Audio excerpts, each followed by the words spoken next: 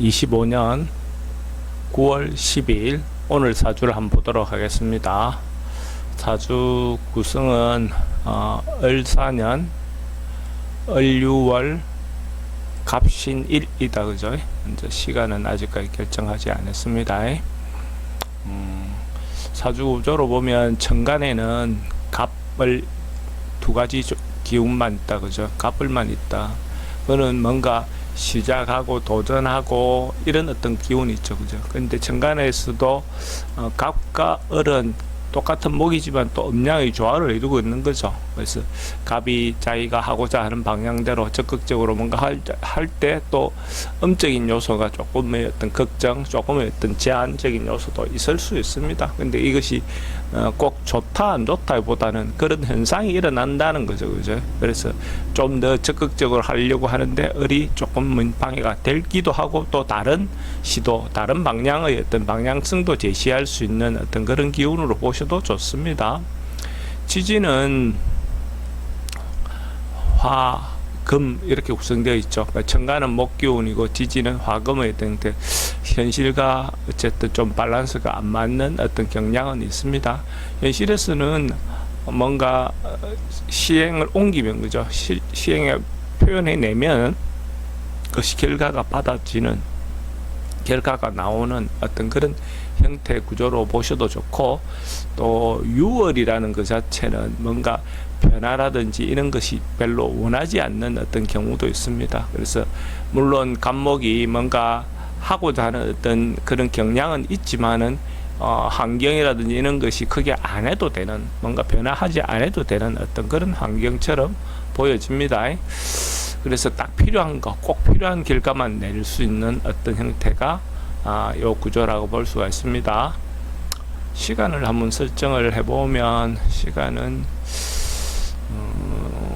저는 4시 정도, 진시보다는 4시 정도,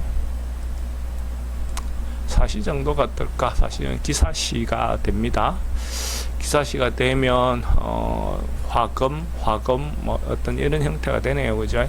그래서 꼭 사시가 되면 어째 보면 6월이지만은 그래도 꼭 필요한 일들, 어떤 것들은 시행에 옮긴다, 실천에 옮긴다 이래 봐도 됩니다. 그게 너무 행동이나 이런 것이 꿈뜨지 않을 수 있는 어떤 형태가 될 수도 있습니다. 사시가 되면 갑목이 기토와 이렇게 합을 하고 있는 것도 뭐 나름은 의미가 있겠죠. 그러니까 뭐 배우자와의 관계든 자식과의 관계든 대체로 긍정적일 수 있는 어떤 요소가 있습니다. 현실에서는 합도 되고 형도 되고 하는 그런 형식이 있으니까 마음은 서로가 잘 맞지만은 현실에서는 맞는 부분을 맞추어 가는 데까지 여러 가지 이런저런 갈등은 있을 수 있는 모양으로 보셔도 좋습니다. 그래도 어쨌든 결론은 난다 이래 보면 되겠죠.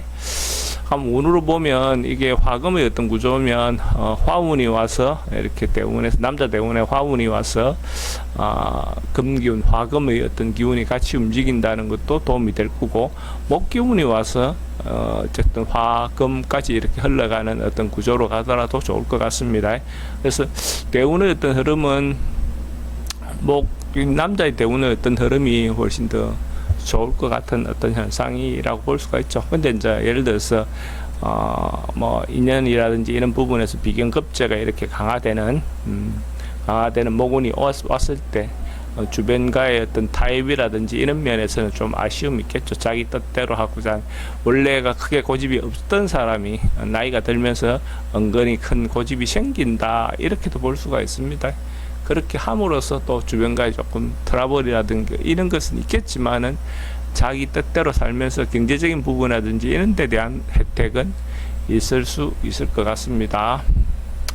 여자 대운보다는 아마도 남자 대운의 흐름이 조금 더 삶을 살아가는데 좀 더 긍정적이지 않을까. 만약에 예를 들어 여자 운의 흐름으로 간다면 어린 시절에 조금 뭔가 활동하는데 제한을 받겠죠, 그죠? 뭔가 시도하고자 하지만은 수기운이 자기가 어떤 실행을 옮기는데 뭔가 제한을 많이 둘 수 있는 어떤 그런 형태가 될 것 같습니다. 요 정도 생각을 해보겠습니다.